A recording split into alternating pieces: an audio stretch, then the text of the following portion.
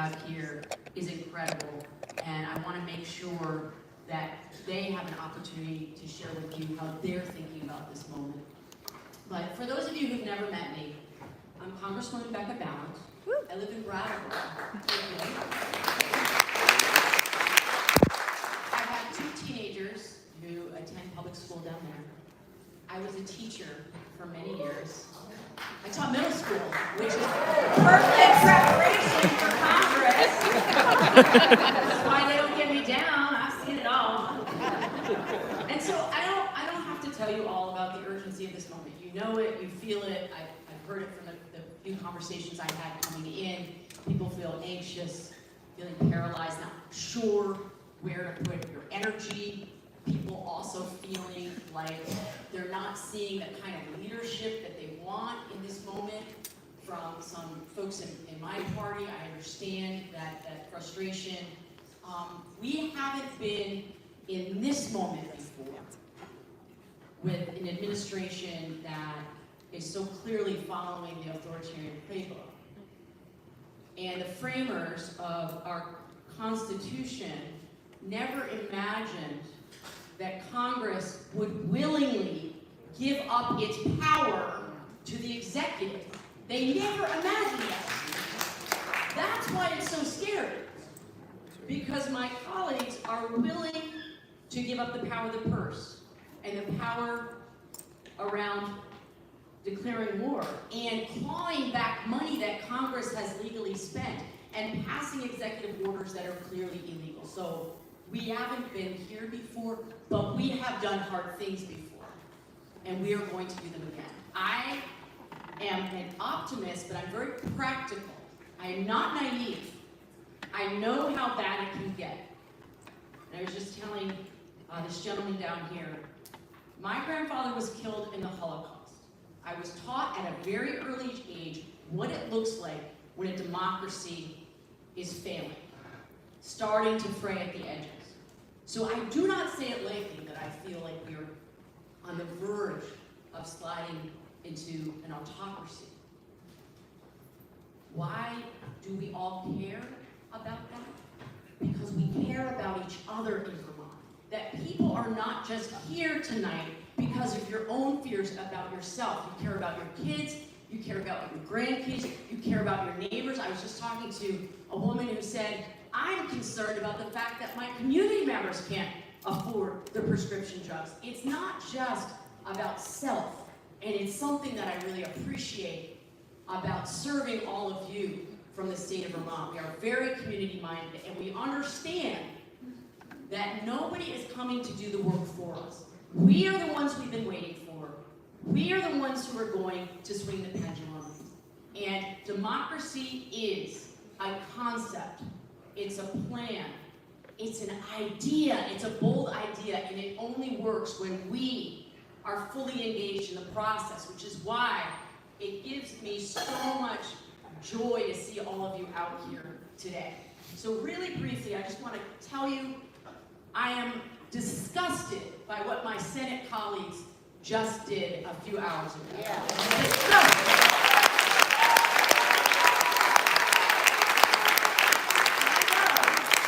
I know that Bernie and Peter were fighting hard for you in the early hours of the morning last night, and I will tell you, and I'm going to say this up top, at 7 o'clock, unfortunately, I got to fly out that door because I got to get back to DC, and I have to be back in DC by 9. Woo! So, the work that I do is several parts. One is the work that I do in committees. I serve on the Budget Committee, I serve on the Judiciary Committee, and I see the ugliness up close. And as we go on tonight, I'll talk to you a little bit about what I think is going on with my Republican colleagues right now. Because I have done a deep dive on psychology and behavioral science for the last 6 months. I'm not joking. I want to understand what is going on.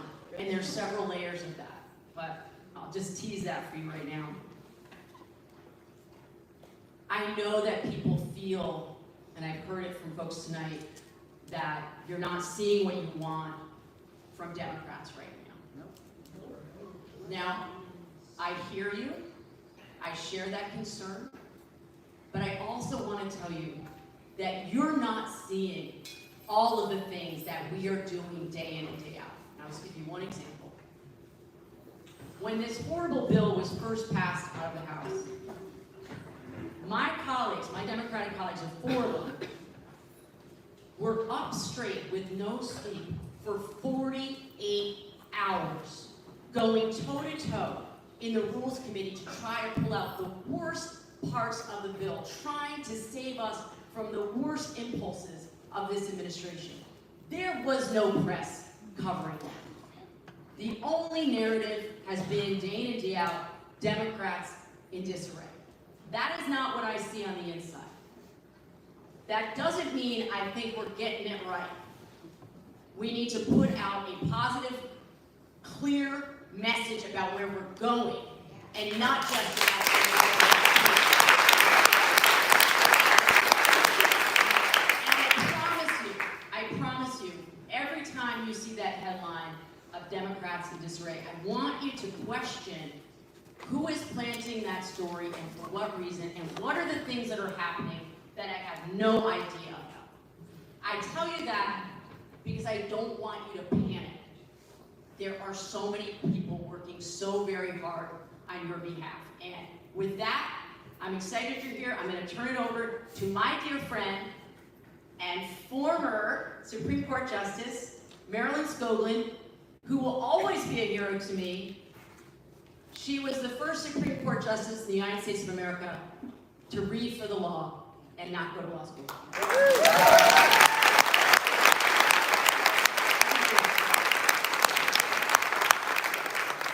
Thank you so much. And I too am absolutely thrilled to see all of you here that you care about democracy. But as moderator, my job is I get to start out by asking simple questions like, what are we here? What are we talking about? What is democracy?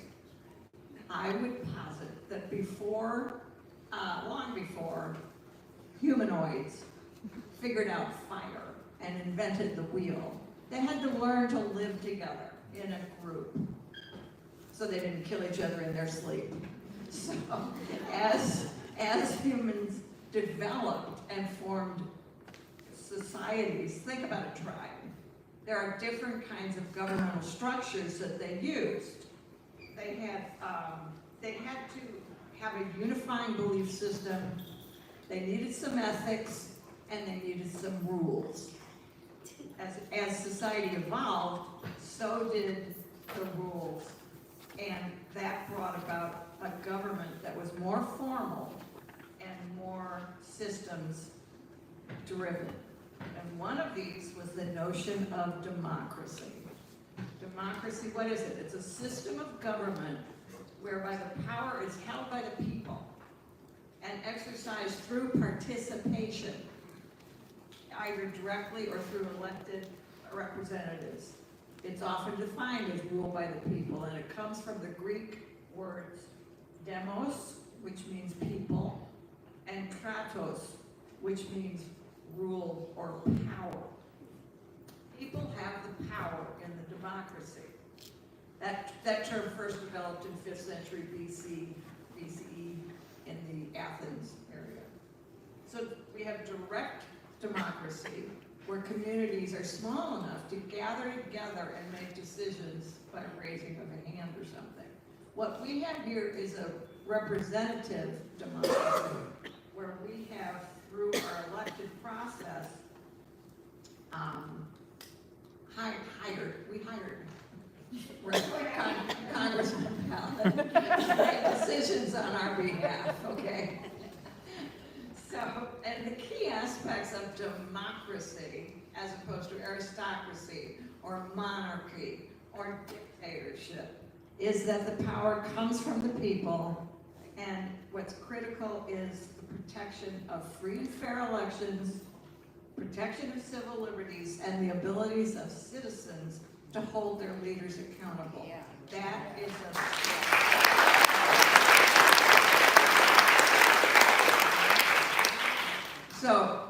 agree totally with Becca Ballin. I'm thrilled you're all here. It's we the people. That's the preamble to the Constitution. We the people, in order to form a more perfect union, establish justice, and ensure domestic tranquility, provide for the common defense, promote the general welfare, and secure the blessings of liberty for ourselves and our posterity, ordain and establish the Constitution of the United States of America. It's our Constitution. It's our government. We are joined here with fabulous panelists. Susan Clark, down there, award-winning radio commentator, former talk show host, author of a couple of books. One of them is All Those in Favor, which I really love. Eric Añero, broadcast journalist and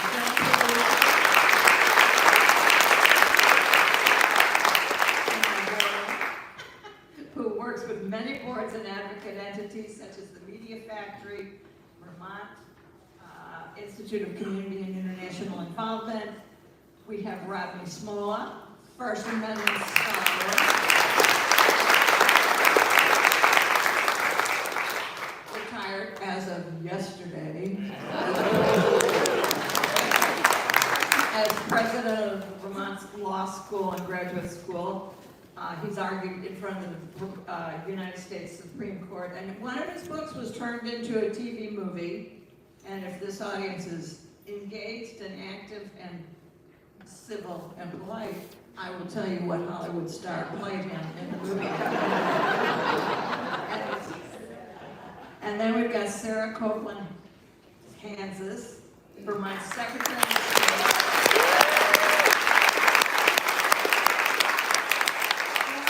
Vermont House of Representatives from Orange, so she's had experience with both the executive and the legislative branch of our government. And then we have, of course, our Congresswoman Becca Ballin.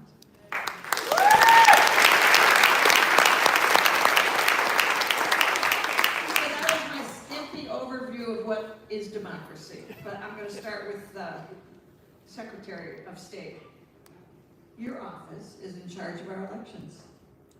What keeps you up at night? And what are the electoral safeguards that help you get back to sleep? Wow, how much time do you have? I've got plenty to talk about. Go for it. So I would say that what keeps me up at night, what I like to stay laser focused on is sort of comes in two categories.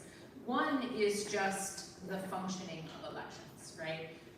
You don't just wake up on election day and open the door and people show up and you have an election, right? There's 365 days of the year that we are prepping and planning and training and making sure that voters understand how to participate.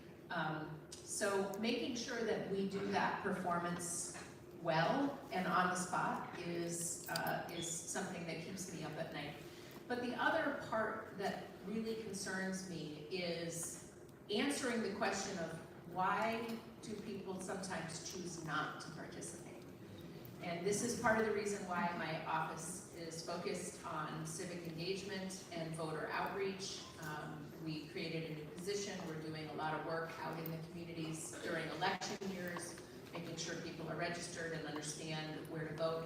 We created Vermont's first universal voter guide. So when you got your ballot in 2024, there was some instructions to tell you where to find it online because we had to do it on a shoestring. We didn't have the budget to print voter guides, but we intend going forward to make sure that every single household has a voter guide that talks about the candidates from the top of the ballot all the way to your local races. Because I've spent a lot of time over the years asking people, well, why aren't you voting? And sometimes the answer is, oh, I don't know any of those people. You know, it doesn't matter because I don't know any of those people. And so I like to engage with Vermonters about what democracy is. And democracy is your opportunity to tell those people who want your vote what problems you want them to solve, right? And it's part of the reason why Becca does these community outreach events, so that as an elected official, she can hear from people about what they want her to be working on. It's just that that's gotten lost on a lot of voters, and so what keeps me up at night is making sure that everyone feels that they can exercise their power in a democracy to tell their leaders what they want them to do. That's reminding them it is we, the people, that are running this show. So I appreciate it. Ms. Clark, I have a question. Many of us are feeling overwhelmed by big systems of government right now, but democracy is not just about what happens in Washington, D.C. It's rooted in our communities here in Vermont. And if I'm correct, you currently serve as moderator at the town meeting in Middlesex? Yes, town moderator. So imagine you got a close-up and personal view of local democratic democracy in action. So what are some of the aspects of the Vermont democratic practices that we can lean on right now and be assured by? Okay. And what keeps you up at night? Well, Vermont does have some qualities that are special for all of our flaws. One of them is the question of scale, because we have to remember that 65% of Vermonters live in towns of under 2,500. Think about that. By census definitions, it makes us the most rural state in the United States. Not because we have these vast open spaces like Wyoming, but how we live together, how we live clustered in our hills and valleys. Even Burlington's well below 50,000, we're pipsqueak, right, by national standards. And it has a huge impact on how we do democracy. Because, you have to think about it. Cities and towns are where democracy is rooted. It's where we register to vote. It's where we cast our ballots. And the overwhelming majority of Vermont towns use direct deliberative democracy to decide our budgets face-to-face at our annual town meetings. So even if you live in a city like Winooski with no town meeting, you live in a state with a very strong, extraordinarily strong local democracy tradition. When you go outside of Vermont and explore how things are done there, we don't quite realize, I think, how good we have it. It's year after year, it's decade after decade, and it's literally century after century. Our self-governance, I think, has really changed our democratic DNA. It's formed Vermonters' expectations, right, about how we make decisions together. It's, you go to your city hall or your town hall, it's right there. The workings of the democratic machinery, it's revealed, right? The election officials are your neighbors, right? There's your town clerk checking you in. There's your board of civil authority. They're your neighbors. They're sitting on these hard metal chairs, just ready to help you participate. And of course, there's your conservation commissioner, your planning commissioner, your trails committee begging you to join them. Please be part of our town. So democracy in Vermont is not a they. It's a we. And that creates some key differences, I think, in the way we are. One thing that's, I think, really special when you are involved in a local issue, get this, there are such things as facts. Yeah, because we all know that the zone is flooded, right, with misinformation, social media. Amanda Ritter, she wrote the book High Conflict. She has this really useful term, conflict entrepreneurs.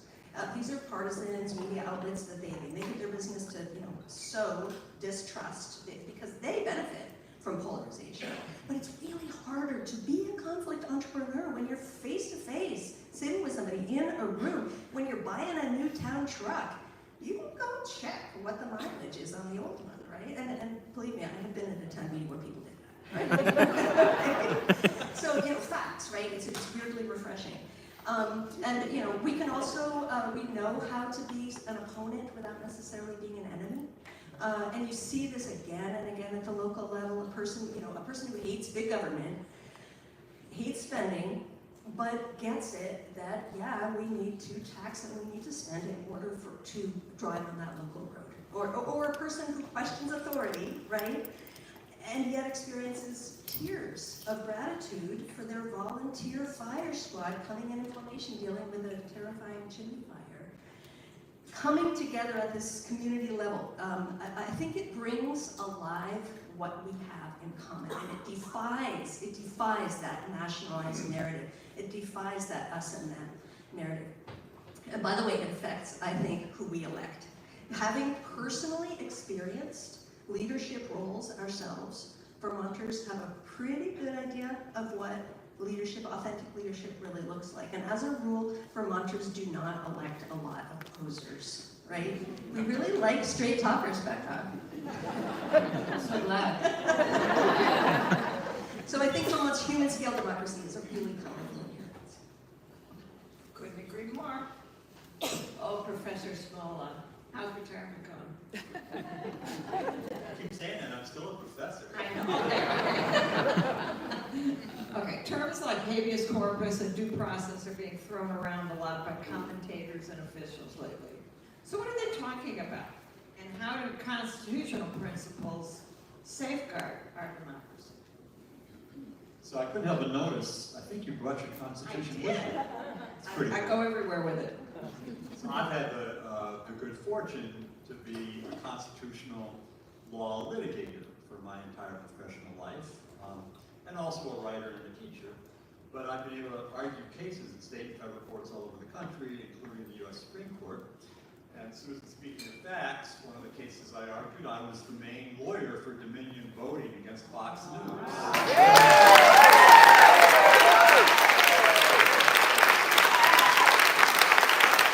You have a rock star on that. You have a rock star. The difference between fact and fiction turned out to be pretty important. This panel is about democracy, but as Congresswoman Balance opening remarks suggested, we're not really in a democracy, we're in a constitutional democracy. And as the Justice said, the idea of democracy is not an American invention. It dates back to ancient Greece and ancient Rome. They practiced democracy, maybe imperfectly, but they had democracies. The unique American contribution to human civilization actually isn't democracy. It's the idea of rights. The idea that we live in a constitutional democracy where an independent judiciary can enforce rights against the government. The Declaration of Independence, which we'll celebrate in a few days. What's the famous opening? We hold these truths to be self-evident, that all men are created equal, that they are endowed by their Creator with certain inalienable rights. And we now treat those rights as embodied in our Constitution at the federal level and in the constitutions of all the states, including the Constitution of Vermont. So you mentioned, Your Honor, habeas corpus and due process, two enormously important rights, part of a panoply of enormously important rights. Many of them are actually written down. Your little pamphlet has it. They're right there. Freedom of speech, due process, habeas corpus, they're right there. But they're not all there. Some are implied. Courts have recognized them as central to our humanity. The right to privacy actually isn't in the Constitution, but it's been implied. Now, some of you, appropriately, might think that can't be legit. You can't just make stuff up. You can't just make up a right. But I'll try to convince you it's fine. The Constitution itself predicted this. The Ninth Amendment says that the enumeration of certain rights in this Constitution shall not be construed to deny or disparage other rights retained by the people. And even as to the stuff that's in there, pick your right, freedom of religion, freedom of speech, those words aren't self-defining. Somebody has to interpret them. Somebody has to enforce them. And in this country, for 2 centuries or more, we've depended on the integrity and the independence of judges to do that. Now, you mentioned habeas corpus. You mentioned habeas corpus and due process. As I come to an end, let me talk about why those, along with many others, are so fundamental. Habeas corpus, by the way, if you want to amaze your friends in constitutional law trivia, is the only right Latin. That attests to its ancient origins. Habeas, the Latin word for to hold, as if to hold in custody. And corpus, the Latin word for the body, for the human, for the person. And this is an enormously important emergency button. If you are apprehended by the government, someone picks you up off the street and sends you to a detention center in Louisiana, you have the right in this country to go into a court with a writ of habeas corpus, and the judge, an independent judge, literally says to the custodian, bring the body to me and show me why this detention is lawful. And then due process kicks in. Due process is so important, it's in the Constitution twice. It's in the 5th Amendment, it's in the 14th Amendment. Nor shall any person be deprived of life, liberty, or property without due process of law. And what does that mean in its core? It means when you grab me, you are taking away my liberty. You are holding me in custody. But I have the right to say to the government, I contest the legality of this. I contest your facts in front of a neutral magistrate, a neutral judge. I'll end with this. None of this matters. The Constitution doesn't matter. Due process doesn't matter. Democracy doesn't matter. Freedom of speech doesn't matter. That's just words on paper. This is paper. The Constitution is a piece of parchment. It only matters. It only has life breathed into it if independent judges retain the power and the courage to enforce what is in there, and then if the government obeys the judgment.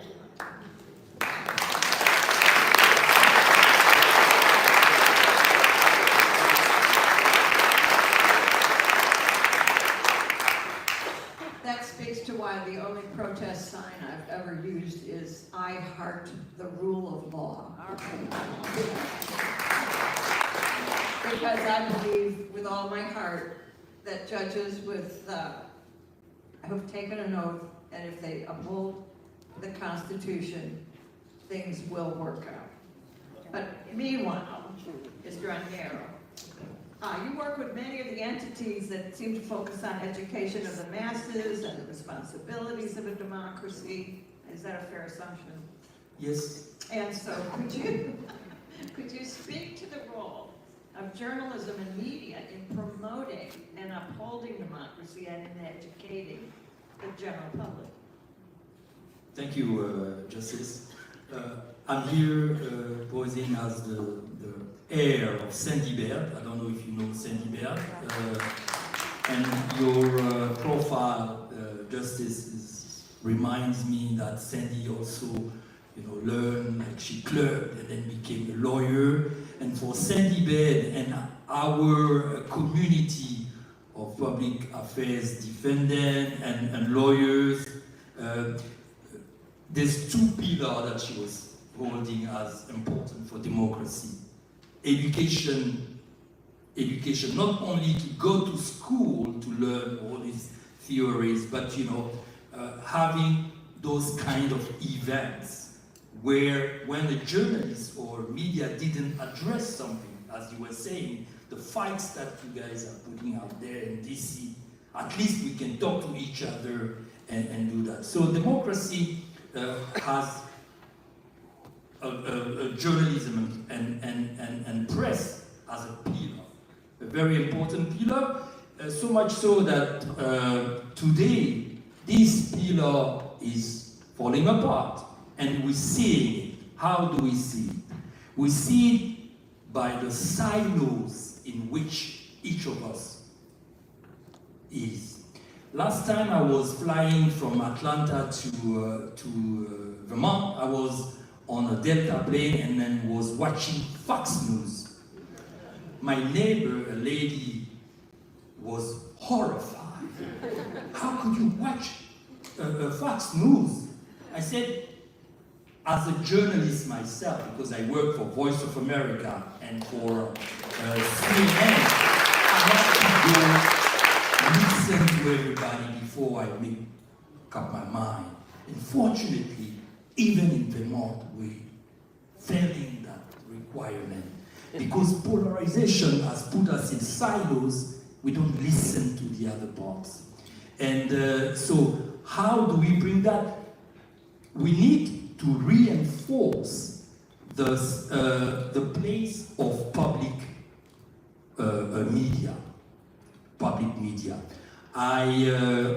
I was coming here and listening to VPR, and VPR did a very good advertisement of this event. So we also have to empower locally organizations that are doing that job, and I would like to commend our friends from CCTV who are trying their best. Unfortunately, those local outlets are dying because today all the advertisement money is going to online, and then we also have another big problem is that the government is harassing journalists. I'm from the Ivory Coast. Over there, when I was training myself as a journalist, we were invited by the US Embassy to lecture us on freedom of speech, journalism, democracy. But not long that 3 days ago, a friend from Ivory Coast said, Eric, are you sure you guys are still a democracy over there? Or is there any... Because today, everybody goes online and starts an editorial. There's no more facts. Even Voice of America, when I told my friend here in Vermont that I used to work for Voice of, I work for the government, this might be a CIA. But I'll tell you, VOA respect the rules. When it's an editorial, VOA will tell you this is an editorial. And then we carry on to the facts with the newscast. CNN does not do that. I work for CNN. I work for a lot of media outlets that no longer do that because it's easy to have someone ranting all day, as a so-called expert. So how do we save that? We need to invest in local media. People think about citizen journalism, but I had a riff with Sandy because I think that journalism is something very serious. As a citizen, you can be part of the discussion, but there are rules, 3 to 4 sources sometimes, and give the microphone to someone even if you don't like it. See, so during the discussion, we'll go back to that, but I would like to if there's one thing that, Congressman, you can do is to push for policies that will guarantee that we have a public media strong enough to compete with because when you look at CNN and then you come to look at your local channels, those who are for aestheticism will run away. So we have to make it as sexy as the other ones, and then knowing that we have the best content because we care for democracy.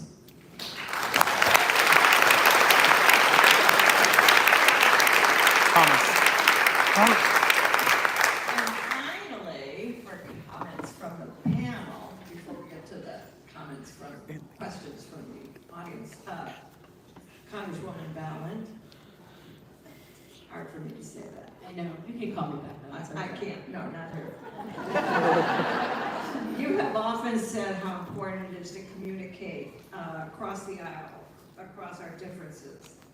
Personally, I know you do a lot of strange things down in Washington to try to, like you sing with bands in nightclubs and things of that nature, or whatever. How are you personally working to bridge the divide in Congress? Thank you for asking this question. I think about this all the time. And there are so many different ways that I am so committed to living my values around this point. And one is I am a member of several bipartisan caucuses, one being the Rural Health Care Caucus. if you are in rural Vermont, and you're in rural Kentucky, and in your rural Michigan, the issues are the same. And we ought to be able to talk about that apart from partisan rhetoric. It's just one of several that I'm a part of. I play on the bipartisan women's softball team, which is on brand, I know. But I do, I get up early and I take the field with Democrats and Republicans, and the rules are, we cannot talk about policy. We cannot talk about what happened on the floor. We have to talk about the game and our families. Now, it's hard sometimes, because sometimes I show up for practice or a game, and I know my colleagues have voted against my rights the night before. It's hard. Working across the aisle is hard work, and it takes a real moral center to see the long game. I have also invited Republicans to have coffee with me without staff around, without cameras around. And that's the thing about DC. Everybody's doing stuff for the cameras. The cameras are everywhere. So it's important when I say to a member, I just want to talk with you. There's no ask, there's no agenda. I want to talk to you because I want to understand you and your district. There are also parts of the work that are designed to get us to treat each other like enemies and not opponents. When I served in the Vermont State Legislature, part of it is that we're cheap and we don't want a lot of extra places where people can hang out in the State House. So there's only one cloakroom. There's only one lounge. That's not true in Congress. Everything is divided by party. When I walk through the floor of the House, there are the doorways that most Republicans walk through and the doorways that the Democrats walk through. There are cloakrooms off the floor of the House. There is a Republican cloakroom and there is a Democratic cloakroom. And to your point, if you walk in the Republican cloakroom, they're watching either Fox or Newsmax. If you walk into the Democratic one, we usually have CNN, MSNBC, or C-SPAN on there. Okay, so it's in the architecture. So you have to work really hard to buck that. And I want to give you the name of somebody who I find incredible inspiration from, who does this work day in and day out of trying to talk across difference. And her name is Katherine Hayhoe. She's a climate scientist. A number of you are familiar with the name. She is an evangelical Christian climate scientist. She's got to talk across difference all of the time. And one of the things that she says is you cannot start a conversation by talking about policy when you know that you are already in opposition to each other. You have to start with what is a common shared love or value. I see that you have kids. I have kids. I see that you're down fishing. I like to fish too. It's an investment that you have to put in over time. There is no shortcut, and that's why it's so hard in this moment. There's no shortcut. So you have to continue to show up in uncomfortable conversations and be willing to engage even when what you want to do is completely shut down and leave. And it's hard. But that is the work that I'm trying to do day in, day out. The other thing that I have been very concerned about is that many of us are not speaking to be heard and listening to understand. We are so concerned about being right and righteous that we have forgotten that there is an incredible gift that you give to someone simply by paying attention. It's called paying attention because you're actually giving them something of yourself. And so I try to practice this in all that I do in Congress, which is never losing an opportunity to listen deeply and not assume that I know all of the things that is driving somebody. And it's hard. It's hard when I see my colleagues who are voting in ways that I know are going to hurt people. It's hard for me to still try to find a connection because I have to take the long game. I cannot write people off because they may be a partner for me on a bill that I'm trying to move that's going to help Vermonters. The other thing is, as a gay woman who I never thought that I would be in elected office. I didn't know anyone in elected office. My family, nobody in my family ever served in elected office. It seemed like a pipe dream. And so when you come from the experience of thinking you're never going to be having that opportunity, and you're striving and you're trying to make something of yourself, you can't write people off. My entire life has been about not writing people off, and I'm not about to start now.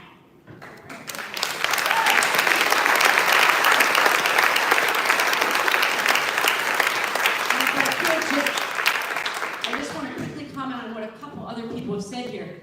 Sarah, your point about competence and reliability and instilling confidence in government and systems is critically important right now. And that is the way out of this mess for so many of us, is that we see institutions holding and showing up in a way to make it more accessible for other people. I loved that you said, Susan, that you loved Amanda Ripley's book, High Conflict. My team is sick of hearing me talk about it. It is a book that changed the way that I viewed my work in government. I highly recommend it. And you're talking about asking more of our press corps, and for us to be engaged in asking for more. And I couldn't agree more. So I turn it back over. Thank you so much.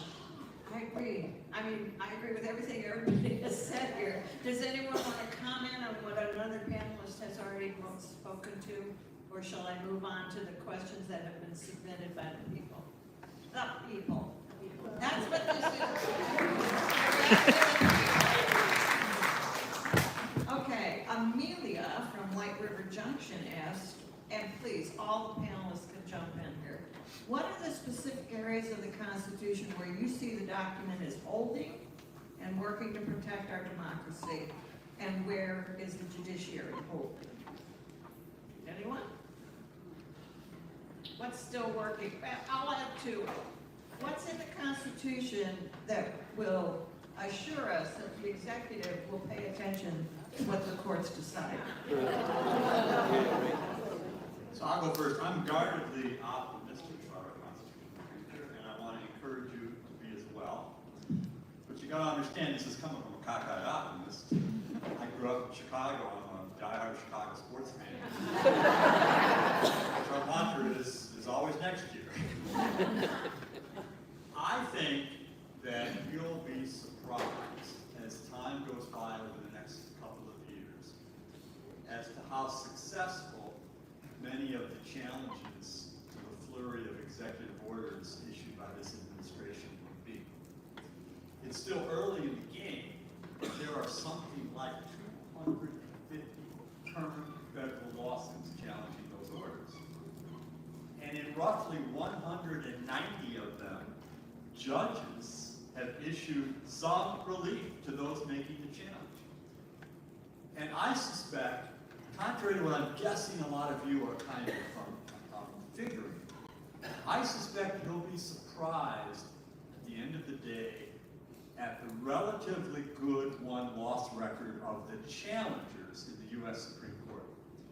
Very quickly, there are two basic ways to challenge an executive order by a president. One is to say, you don't have the authority even to do this. Congress has to do it. You can't just do it on your own. And there's a long-standing body of law that informs that. The conservative Supreme Court justices on this case are actually anti-presidential power when it comes to sweeping claims of the authority of the executive branch. They did it again and again to strike down many of the initiatives of President Biden, striking down some of his COVID initiatives, striking down student debt relief, striking down expansive views of our environmental laws. And so they're skeptical of presidents that claim inherent power not backed by Congress. I suspect you'll be surprised at how many of them stay true to that at the end of the day. And then secondly, and I'll end, the other way to challenge an executive order is to say, you may have the power to do this, but you're violating some other provision of the Constitution. You're violating the Equal Protection Clause by what you've done to transgender persons. You're violating freedom of speech by attacking people because they advocate diversity, equity, and inclusion. And again, I think you might be surprised, I could be wrong, but I think you might be surprised that this court, including both conservative justices and liberal justices, will take some of those claims seriously. So I think the president will win some of these cases.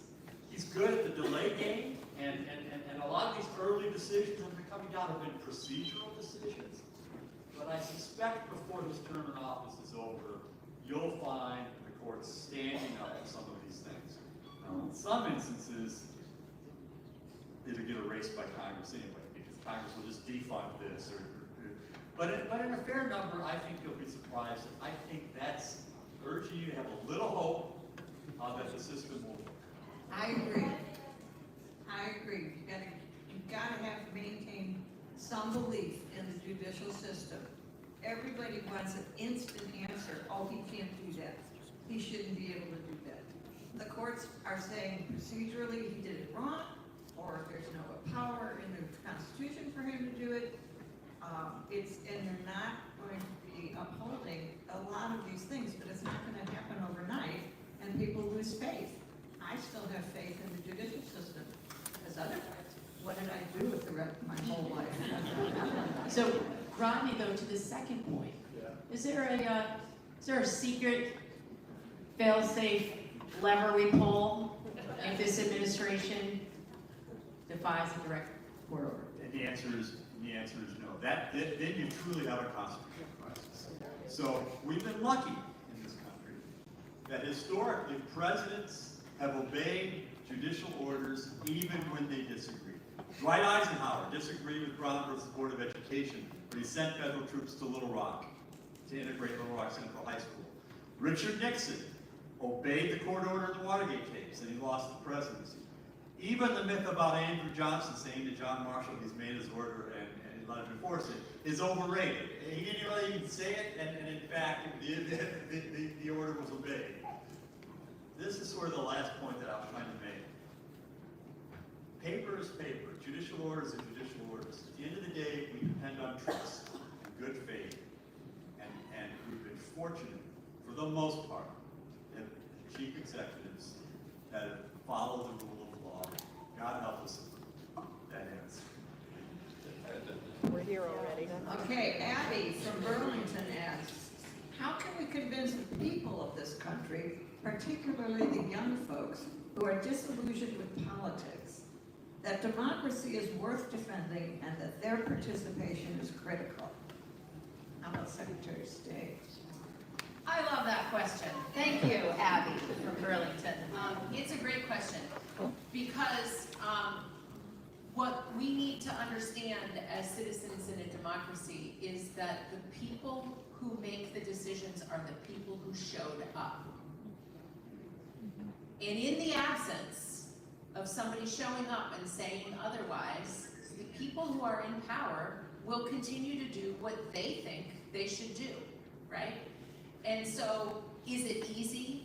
Is it as simple as, scrolling on your phone and clicking a few posts that you like? No, it's hard. It's hard and it's messy, but at the end of the day, it's the people who show up who get to help make those decisions. And so what I really want my young people to know, I have 3 children who are all in their 20s right now, and they are among the disillusioned. They are among the frustrated, even though they watched their mom sit in elected office for virtually their entire lives. And they're really frustrated.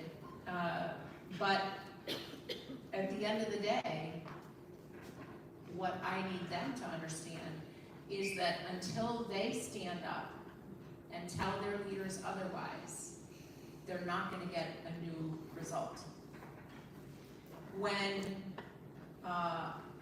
we look at how difficult it can be, and in some states in this country, even just participating in voting is made harder by the rules that are in place. I always want to say to those young people, who does it disadvantage? And who's winning in that scenario? When we make it harder to vote, when we make you stand in a long line, when we outlaw voting by mail, or we make you jump through all of these hurdles to get an absentee ballot. None of these things that we are doing in Vermont. None Just of to be these things clear. we do in Just to be Vermont. clear. These are things that happen in other states.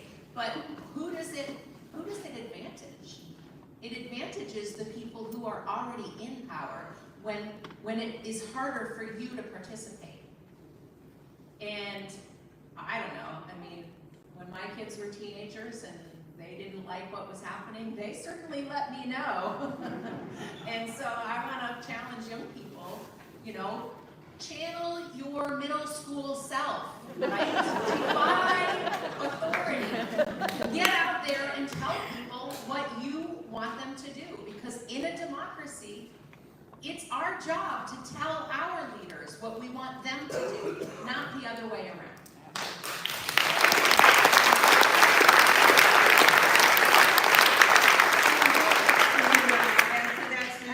Yes, wonderful answer. And I would add to that the question is about how do we portray democracy as worth defending. And the truth is that in order to work for a thing, in order to defend a thing, you have to love it. And there was a public administrator in California who complained that his voters thought that democracy was a vending machine, right? You put your tax dollars in here, and the services come out there, and if it doesn't work, you kick it, right? That's what we do. And nobody loves a machine. I do not think that's how Vermonters think about our democracy. We know that our democracy, our local democracies certainly, but I think in democracy in general, we know it's not a machine. It is probably a better metaphor would be something like a garden. You have to keep coming back to it. We know that it's going to take tending. It can be annoying. There's going to be some bugs, right? But if you put the work in, it will feed you. And that, I think, is how we need to be thinking about our democracy and working on our democracy. It's an organic living thing. We need to feed it and understand it. Environmental educators know this. If you look around and go to an environmental education camp or anything like that, you got kids up to their elbows in dirt, right? They're building forts, they're pretending to be animals. Environmental educators, because they are rigorous researchers about human nature, know that in order to love a thing, you need to experience it. You need to get your hands dirty. So democratic structures, I think, are least effective when they leave us open to, exploitation by conflict entrepreneurs, when they divide us into camps, things like public hearings. Nobody's going to love those. They're notoriously ineffective. They cause more distrust. They make us feel powerless. But democracy is super effective when we get a chance to do stuff, right? When we have democratic structures that build on what is best about humans, like participatory budgeting, it gives people power to really do things. Citizens' assemblies, we know what happens when we serve on juries, it changes our brains. It makes us more engaged, more curious, more interested in the news, more willing to trust outcomes. So local committees, make them purposeful, emphasize their emphasis on community and make them social. I think these are the ways that we convince people that democracy is worth it. Eric, how about you? Can you speak to? Yes, I think that if the youth are disillusioned, it's because the adults are making them as such. They're not delivering democracy. So how do you want the kids to follow it? That's the real problem. And also that we don't meet them where they are at. You don't meet them. Today, I mean, I'm sorry, we all are, but they more than us, like on the apps and things. Should we meet them over there to talk to them? Or should we make sure that a silly TikTok video cannot make someone become a president? I mean, it's a little difficult, it's a philosophical question. There's also, let's face it, our devotion for money. Anything in this country that cannot be stopped because people will say, oh no, it has to make money. It has to be, like, how can you be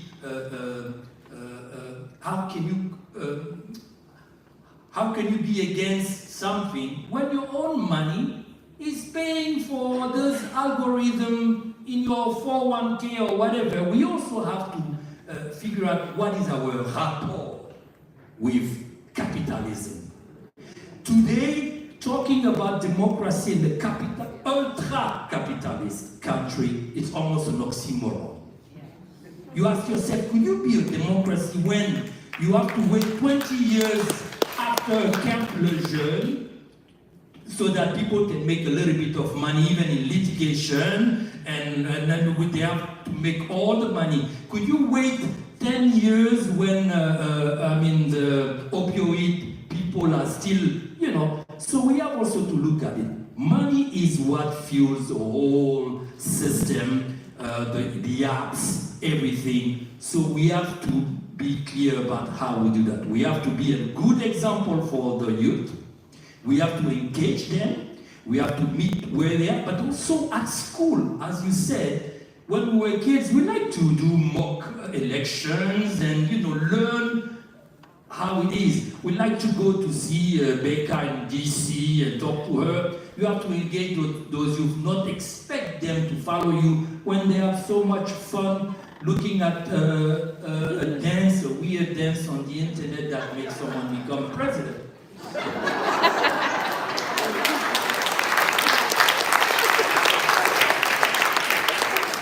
Okay, let's keep the topic on money for a minute. Emily from Bennington wanted to know, could you talk about the involvement and repercussions of money in politics? Specifically, she refers to the decision of the SCOTUS, the Supreme Court of the United States of America, in Citizens United versus Federal Election Commission that pretty much blew up campaign financing laws.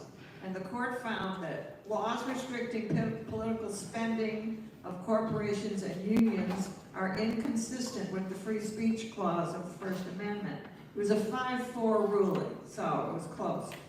One major criticism of the decision is it granted disproportionate political party power to large corporations. Now, in a dissenting opinion, Justice John Paul Stevens argued the court's ruling represented, quote, a rejection of the common sense of the American people who have recognized a need to prevent corporations from undermining self-government. Again, the panelists talk about the involvement and repercussions of money in politics. Yeah, I'll just frame it up. Look, every single member of Congress right now has to raise money to get their message out. And it is, I think I can speak for most members of Congress, it's the least favorite part of our job. We need publicly financed elections, period.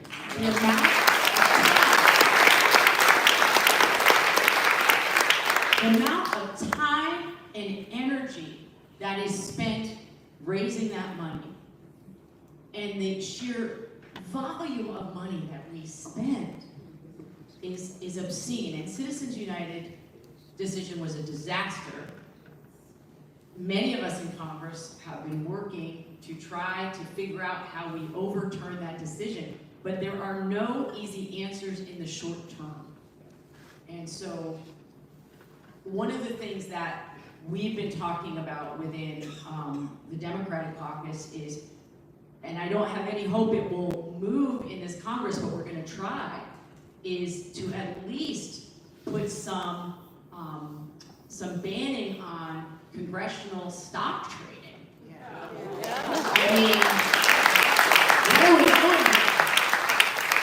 Right? I have a bill in that is trying to protect small dollar donations. Like, there are things that we can do to try to reinstill some faith in the system, but the system of money in politics right now is not healthy. And you want to know that we are showing up for you and not for any corporate donors, which is why I don't take any corporate cash.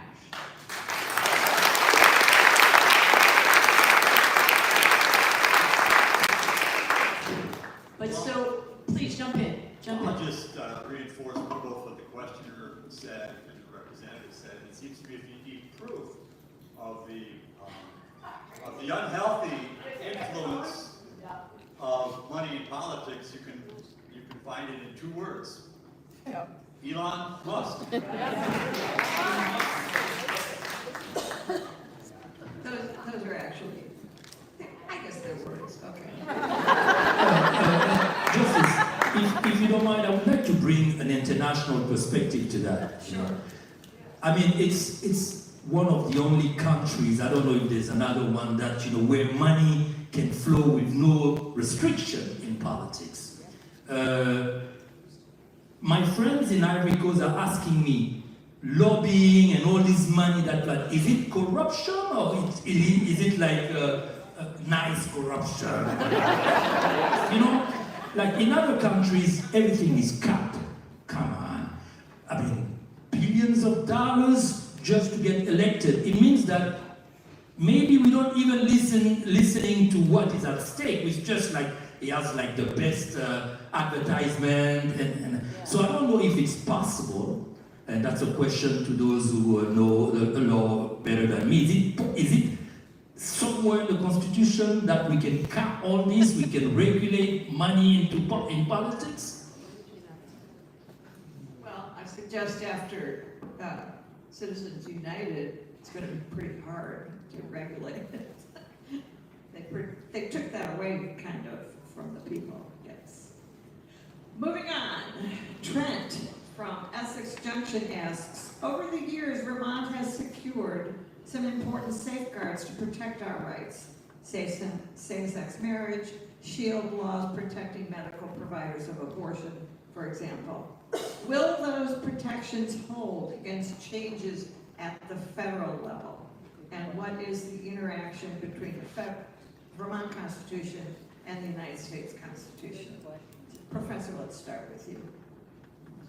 Well, the happy answer here is states are free to do what they want.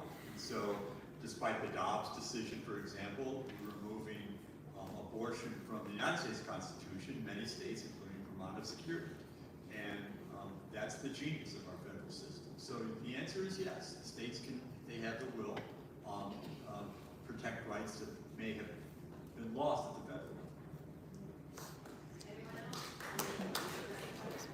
Sarah, I just want to acknowledge where that question is coming from, because I sit in a body where my rights are different depending on what state. There it is. There it is. And it is a really unsettling time to, even if you're living in Vermont, and in Vermont we've done a lot of work. Congresswoman Ballant and I were in the legislature together during the first Trump administration, and we got to work almost immediately creating the backstop that Vermonters would need if that president was able to do the things that he had said on the campaign trail. And it's part of the reason why we enshrined reproductive liberty in our Constitution. It's why the legislature has continued to work on shield laws. But it is a really unsettling place to be in 2025 when your ability to exist as a free human being is different when you cross over a state line. And I want to acknowledge how unsettling that is. And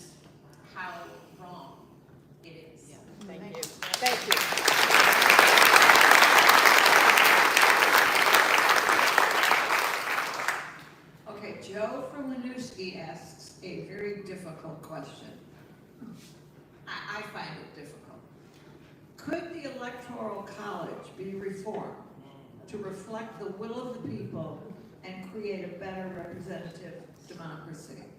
I think, first of all, someone on this panel has to tell us how the Electoral College works. And why it's not just who gets the best, the most votes.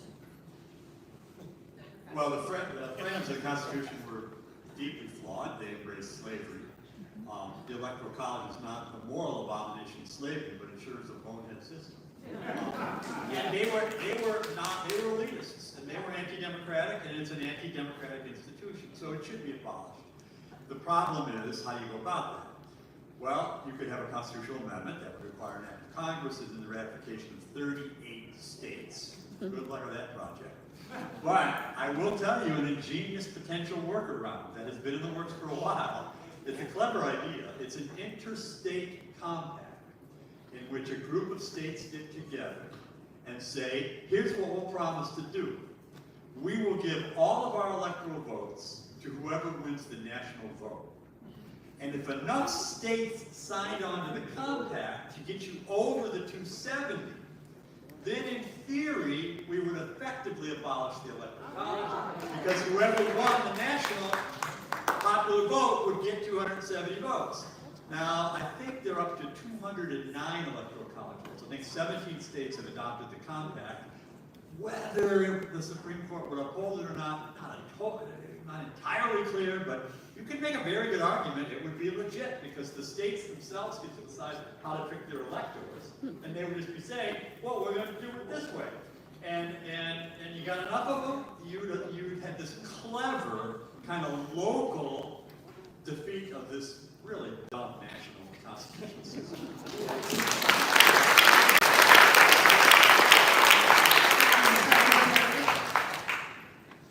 So I am very proud to say that, of course, Vermont has joined National Popular Vote.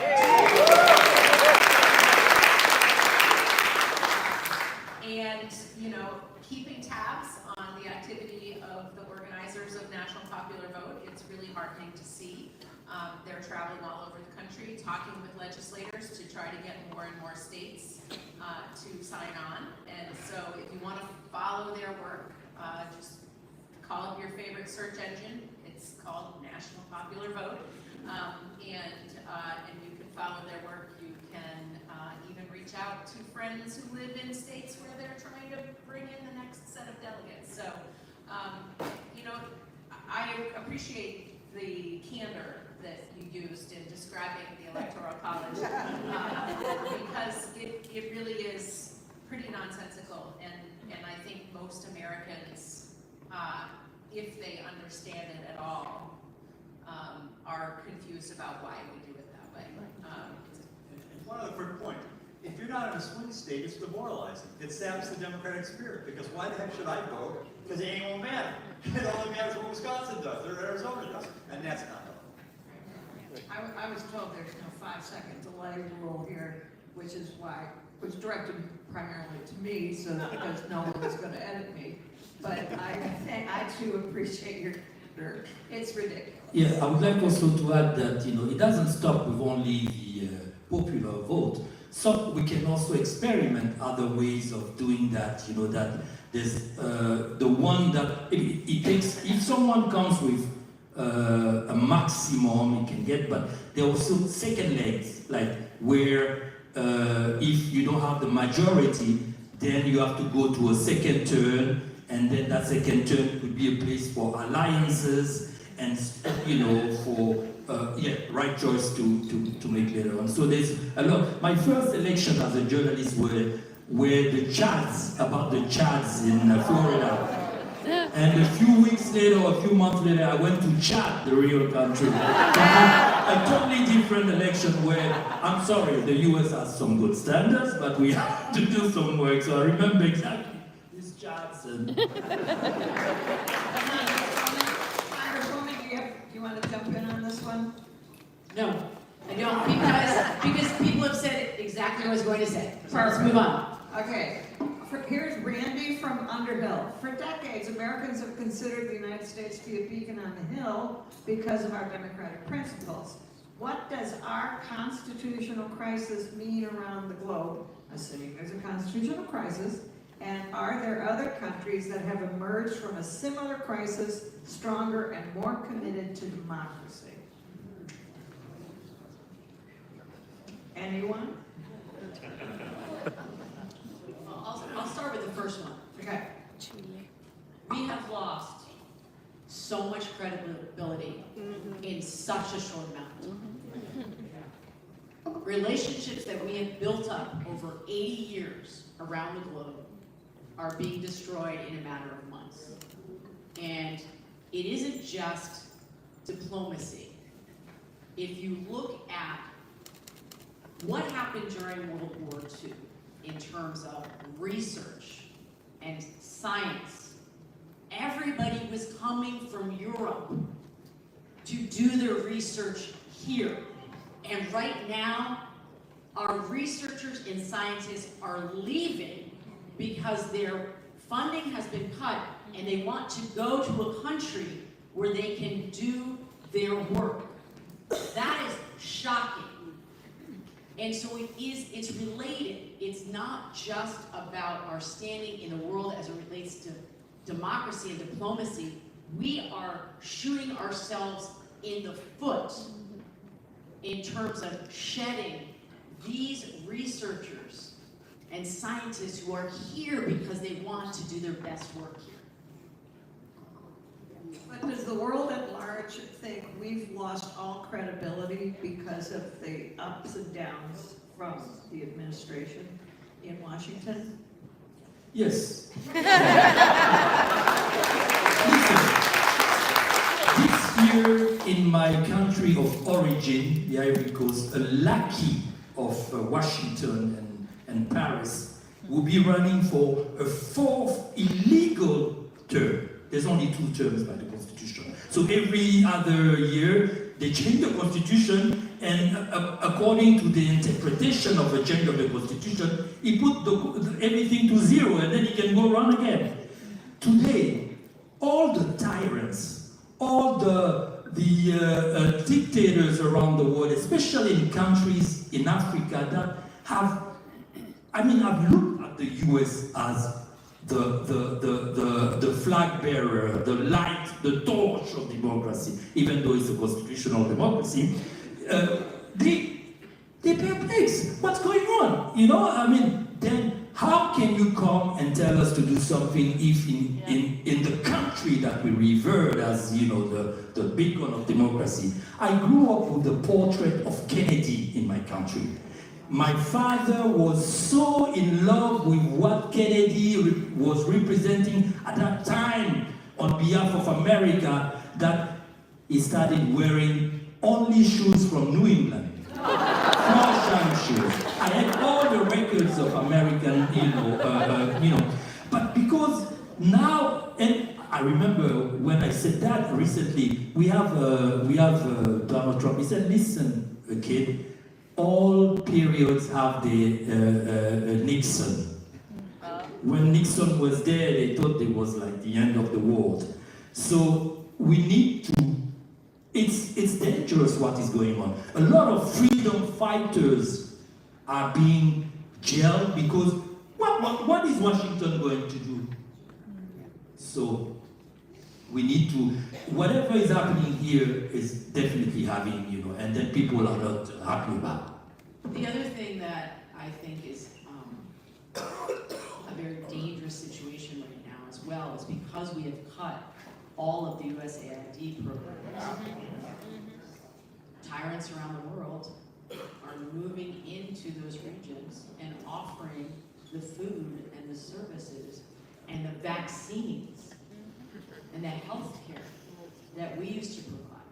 And so diplomatically, it's a disaster. For what? For what? It's time to begin to wrap up. I'm sorry, yes.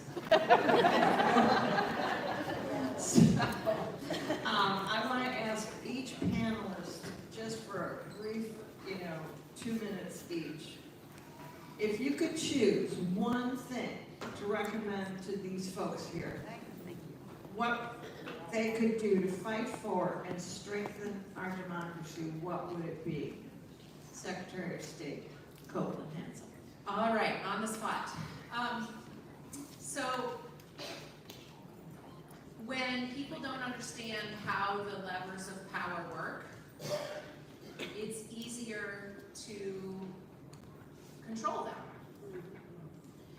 And back to what our dear Congresswoman said earlier about talking across differences, when we stand divided against each other and don't try to find that common ground of the things that make us neighbors, human beings, Vermonters, Americans, when we are divided, we are also easier to control.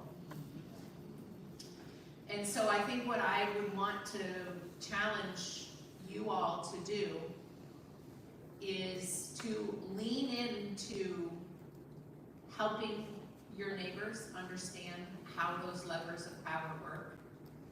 Lean into serving on a public board or committee in your own town where you will come in contact with people who think differently than you do.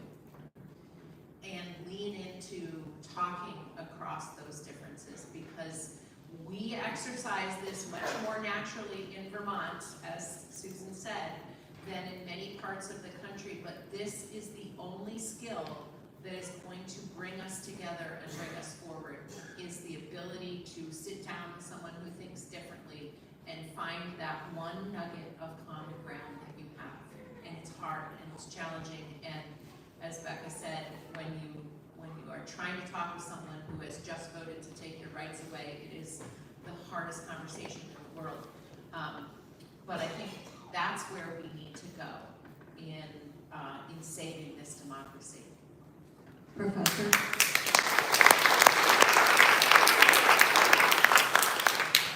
Well, I simply urge you not to give in to despair. It's so inspiring to see so many of you here, to hear your passion, to hear your care, and keep the long sense of history. This country's been through a lot, but it has endured. My parents lived through Depression. My dad fought in World War II and the Korean War. Many of us in this room remember the Civil Rights Movement in Vietnam, 9/11. The country will endure, and it endures if you keep faith, you continue to participate, you continue to elect fine people like our representatives. We will prosper, we will endure.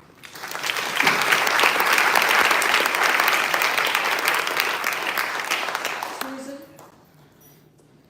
Okay, well, one thing. This is going to sound soft, but it's actually really, really hard. What I would urge us all to do is go home and practice active listening. Listening to understand. It doesn't just mean being quiet while someone else talks. Listening, I think it truly is one of the most powerful and frankly, perhaps most subversive action that you can take in a democracy. And I do recognize that this is a much bigger ask of marginalized populations. I would certainly not recommend that we all start by listening to our enemies. You can start by listening to your children when they're whining. You can start by listening to your friends when they're being especially annoying, because the trick to active listening, it really is an art. The trick is to resist the urge to fix or to inform or to correct. It's not even an effort to find agreement. It's just trying to reflect back what you hear. And the thing is that once a person genuinely feels heard, then they, first of all, they stop repeating themselves, which is wonderful. And then when you actually reflect back what you heard, and they often will hear themselves and say, oh, well, actually, let me rephrase myself, let me amend. And after a few iterations, you can actually start to get to the real truth, the real concerns beneath what might be like positions. And so you can ask questions like, what happened to you that made you feel this way? What happened that got you to this point of view? Or you can ask, especially if it's political, you can ask, rather than hearing about the position, how does this affect you personally? And if you're feeling really brave, you can say, here's what I heard. Is that what you meant? We're constantly hearing that the reason that the other side won is because people felt understood. Well, what if we became really good at understanding? How subversive would that be? It's an art form. Take baby steps. It might save democracy.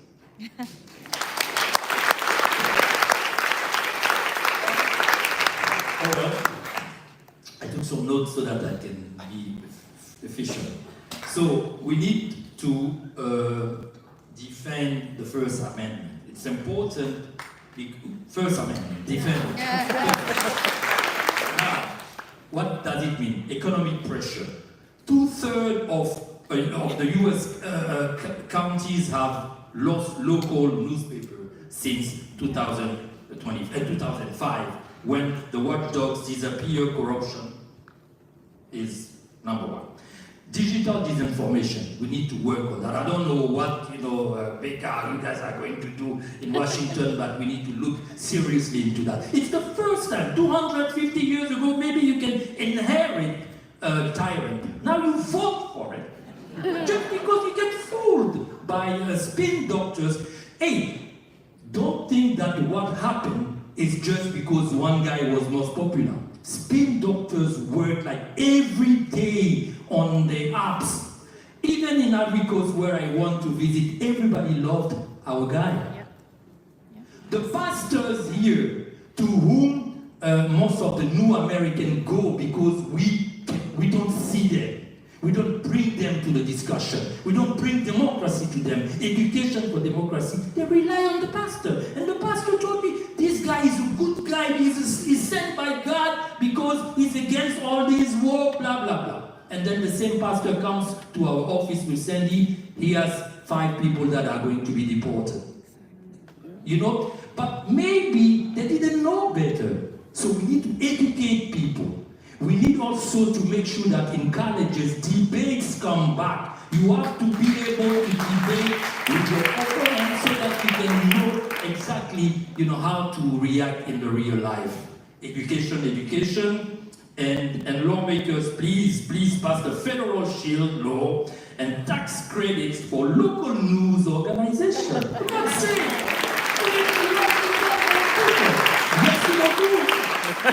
Thank you.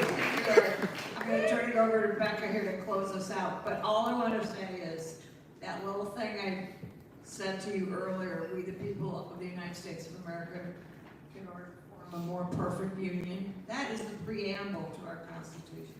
Go pick up one of these things.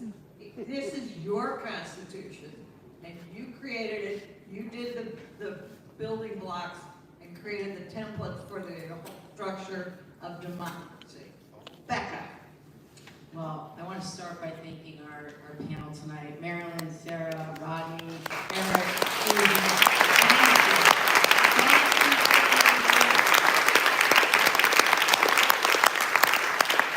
And I want to also thank my team. If you are on the Becca Ballant team, if you could raise your hand.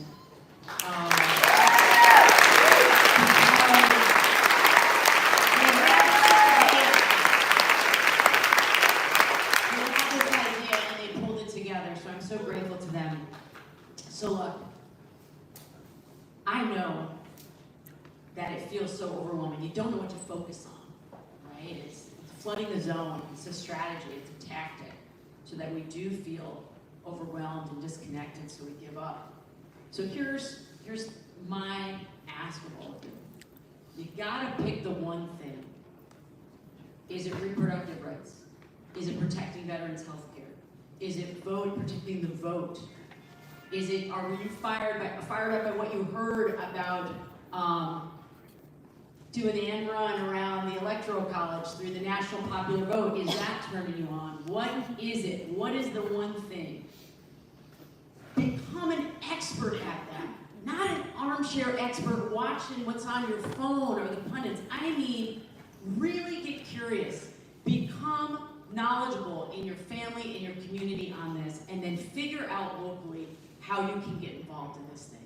Because if you feel paralyzed at the local level, there is no way you're gonna have the energy to fight for this democracy. And that's what we all need to do. We need the energy to fight for this country that we love.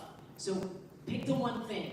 Don't be overwhelmed by the sheer volume of things. I'm in Congress. I have a full staff, and even I get to the end of the day, and there are news stories that I missed, and there were bills that were passed in the Senate that I didn't follow. So you have to make sure you're using your energy the best way that you can to be effective. I want to thank everyone for taking the time to be out here tonight. It shows me that you care deeply about, not just about democracy, you care about the community that you all come from. You care about each other. We are hardwired for connection. Every single one of us. It is an animating force for us. And when we feel a sense of disconnection, we retreat. And so I'm going to ask everybody who has felt checked out and paralyzed to check back in. And I want you to ask yourself this question, and it's a question I ask people when they come to see me in my office in DC, if I'm meeting someone for the first time. Tell me the last time you were brave. Now, I'm not talking about running in a building burning building to rescue a puppy or a kitten. That's not what I'm talking about. I'm talking about when was the last time you spoke up in a meeting when you knew something needed to be said, but you decided not to say it? When was the last time you stuck up for somebody who was being picked on, and you knew it was going to be uncomfortable to do it, but you did it anyway? We have to cultivate more courage and bravery in ourselves and not just expect it from each other. And we can do that.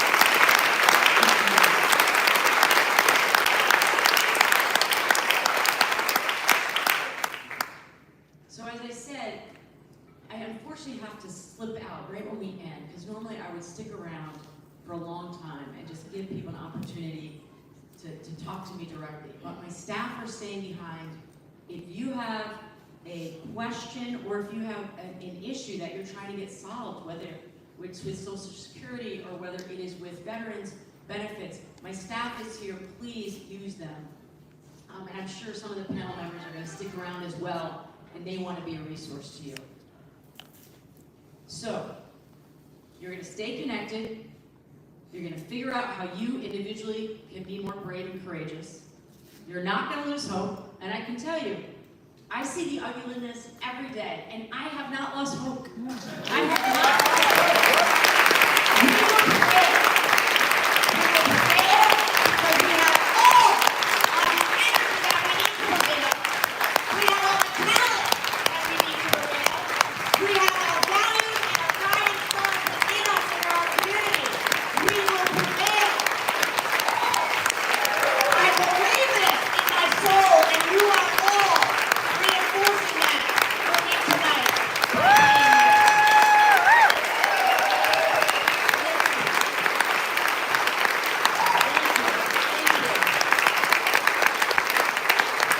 And I have one more thing to say, because we teased for some of you in an email that we're going to have an announcement tonight. And I realized a lot of people thought it was going to be like this incredible announcement, like I'm running for president. I'm not. But it is exciting. I am an avid reader, even with all of the work that I need to do in Congress. I have a stack of books by my bed in DC. I have a stack of books by my bed in Vermont. I am constantly trying to find a way forward for myself and for each of us. And so I am going to be launching Becca's Book Club. And I hope you'll be reading with me this summer. The first book is going to be Heather Cox Richardson's Democracy Awakening.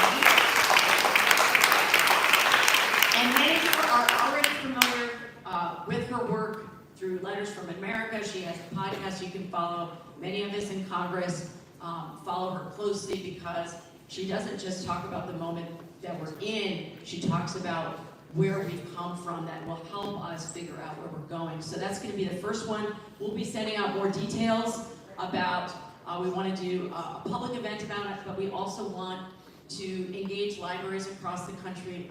Well, yeah, across the country, why not? Across the lot. To read the book with me. And,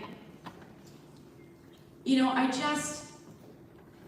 really want to, really want us to understand that no one's coming to save us. We're in it. And that's amazing, because we have everything that we need to get through this moment. But we have to do it together. So thank you so much for coming.